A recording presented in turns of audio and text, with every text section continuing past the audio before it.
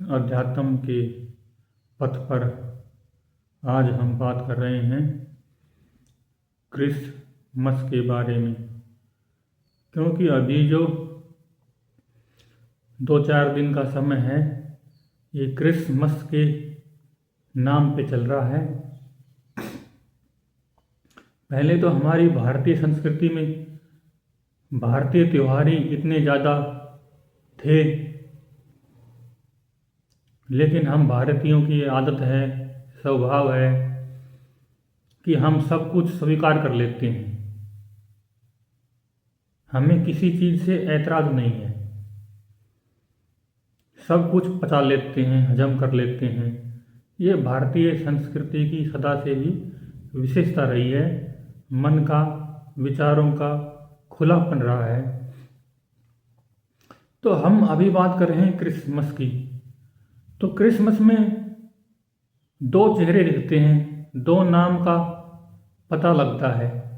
एक तो ईसा मसीह और एक सांता क्लॉज। अब वो सांता क्लॉज है कि सांता क्लॉथ है, उस चेहरे को देख के, उन कपड़ों को देख के लगता है ये सांता क्लॉज है, सांता क्लॉथ है, क्लॉज नहीं क्लॉथ है। अब ऐसा लगता है कि दोनों महापुरुषों का कोई संबंध है आपस में, ईसा मसीह का और सांता क्लॉज का। ईसा मसीह का नाम तो ईसा मसीह है, जीसस है, क्राइस्ट है, लेकिन सांता क्लॉज है, उनका नाम है असल में जहाँ से कहानी शुरू होती है वो संत निकोलस, सेंट निकोलस, जो कि वहाँ एक पादरी थे।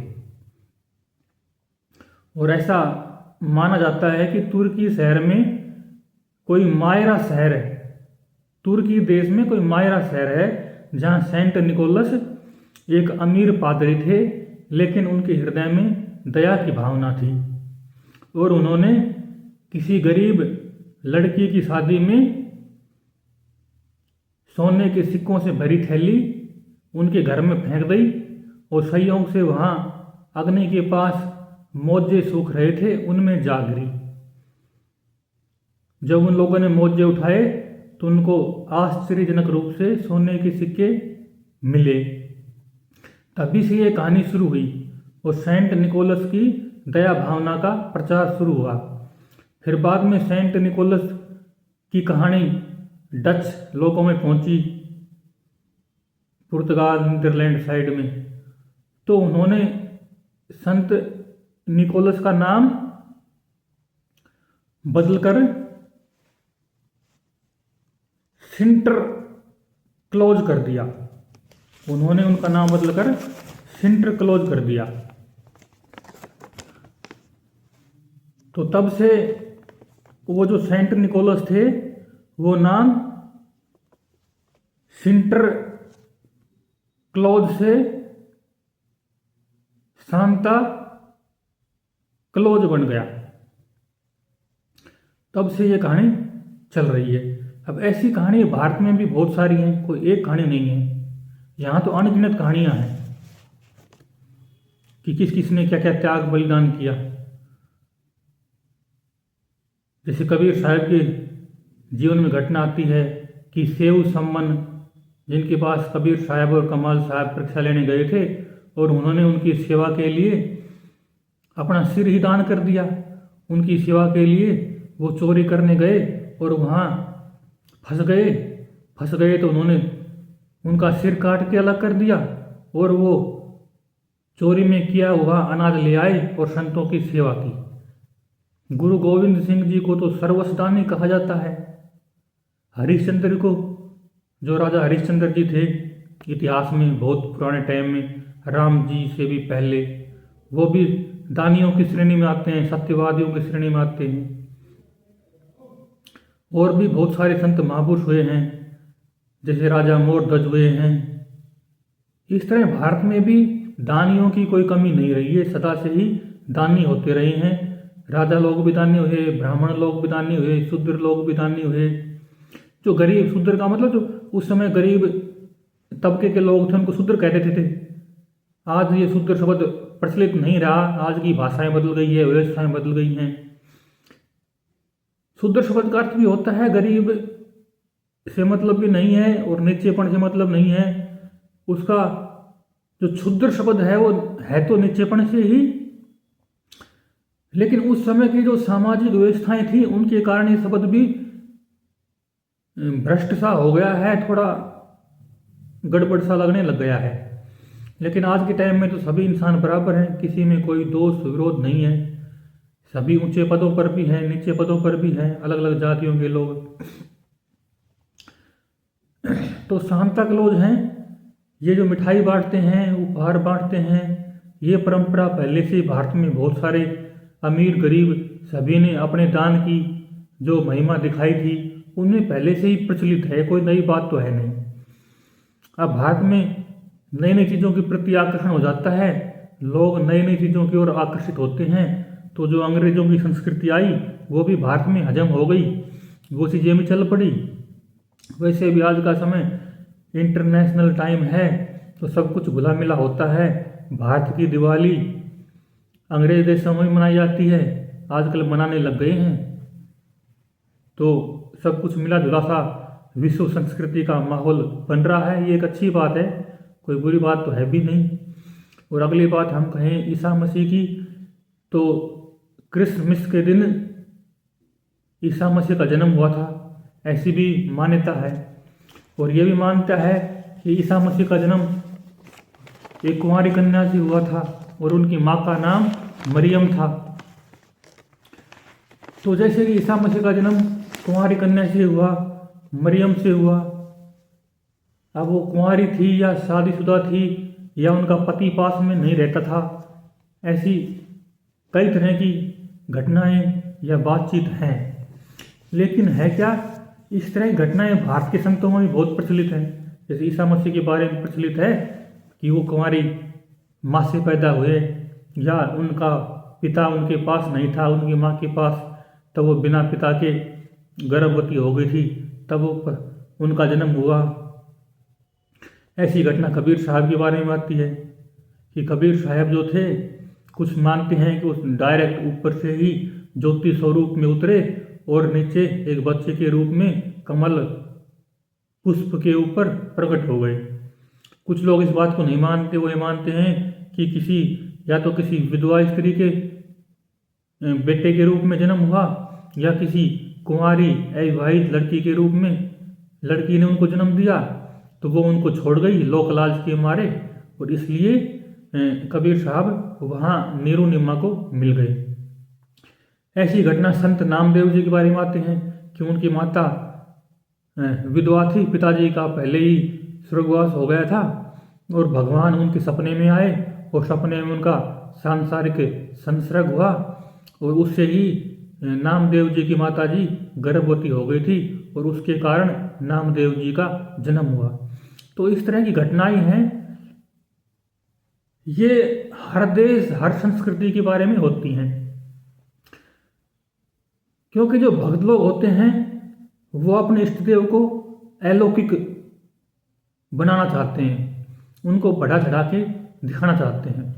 अब जो संत महापुरुष होते हैं वो भीतर से तो अलौकिक होते ही हैं, इसमें कोई संदेह नहीं, कोई विचार करने की गुंजाइश नहीं है कि वो भीतर से अलौकिक होते हैं, उनकी दिव्यता होती है, वो उन लोकों में उन दिव्य अवस्थाओं में प्रवेश कर जाते हैं।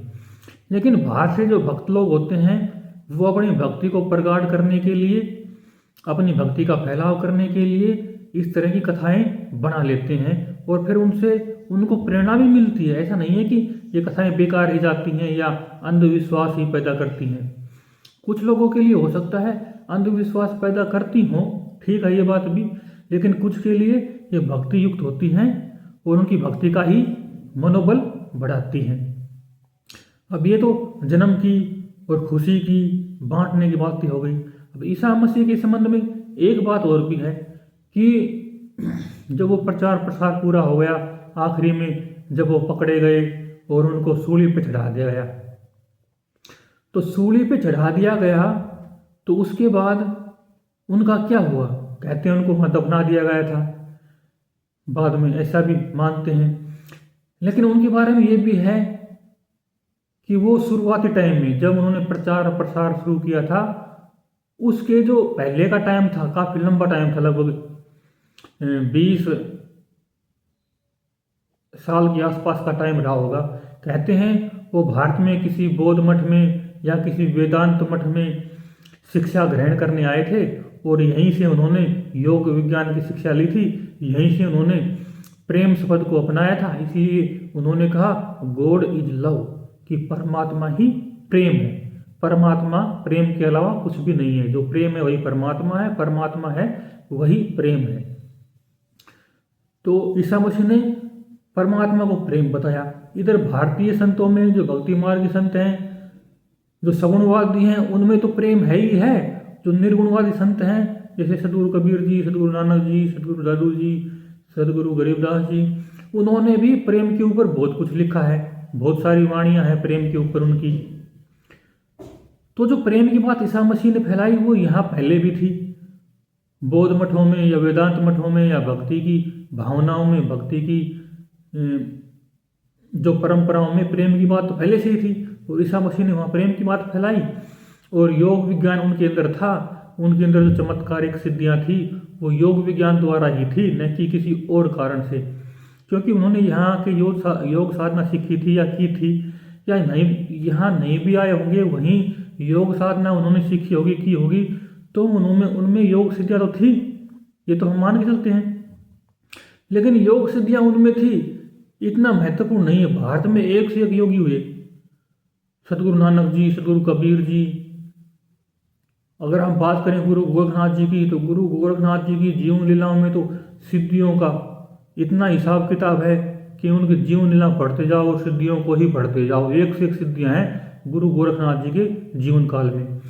क्योंकि कबीर साहब का जीवन काल 120 साल के लगभग था, गुरु नानक का जीवन काल लगभग 70 साल के आसपास था, दादू जी का जीवन काल लगभग 58-59 साल 60 साल के आसपास था, गरीबदास जी का भी इतना ही था, 60 के आसपास ही।